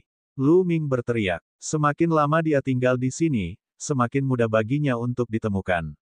Sosok mereka berkelebat dan mereka meninggalkan area tempat binatang buas itu bertarung. Mereka terbang ke arah lain, berencana mencari tempat persembunyian rahasia lainnya. Saat ini, mereka hanya bisa menemukan tempat untuk bersembunyi. Setelah beberapa ratus hingga 1000 tahun, pencarian ras barbar akan melemah. Hanya dengan begitu mereka akan memiliki kesempatan untuk melarikan diri dari wilayah ras barbar dan kembali ke dinasti suci yang sangat luas. Di planet kehidupan yang tidak jauh dari Luming dan yang lainnya, ada puncak gunung yang sangat besar. Di puncak gunung ini, ada banyak platform susunan. Platform-platform ini bersinar dan rune-rune padat muncul di atasnya. Pada saat yang sama, ada gambar-gambar langit berbintang di platform-platform ini yang terus berubah. Mereka telah muncul. Sekelompok sampah dari dinasti suci yang sangat hampa telah muncul. Tiba-tiba, suara penuh kegembiraan terdengar. Banyak orang barbar melihat ke arah suara itu. Benar saja, sebuah gambar muncul di atas panggung susunan. Dalam gambar itu, Luming dan yang lainnya terbang di langit berbintang. Jelaslah bahwa orang-orang barbar telah mendirikan formasi pemantauan di seluruh langit berbintang, yang dapat memantau pemandangan di langit berbintang tanpa ada yang menyadarinya. Segera setelah Luming dan kelompok keluar dari meteorit, mereka terdeteksi. Cepat laporkan kepada Tuan bahwa kami telah menemukan orang-orang dari dinasti suci kehampaan yang agung. Ayo cepat. Tak lama kemudian, berita itu pun tersiar. Lokasi kemunculan Luming dan yang lainnya pun diceritakan secara rinci. Orang-orang lainnya terus memantau situasi. Di suatu tempat di langit berbintang, Luming dan yang lainnya tidak tahu bahwa mereka telah ketahuan. Mereka menyembunyikan aura mereka dan ingin mencari tempat rahasia untuk bersembunyi. Kali ini, mereka tidak berencana mencari meteorit. Mereka ingin menemukan planet tandus dan bersembunyi di dalamnya selama beberapa ratus atau 1000 tahun.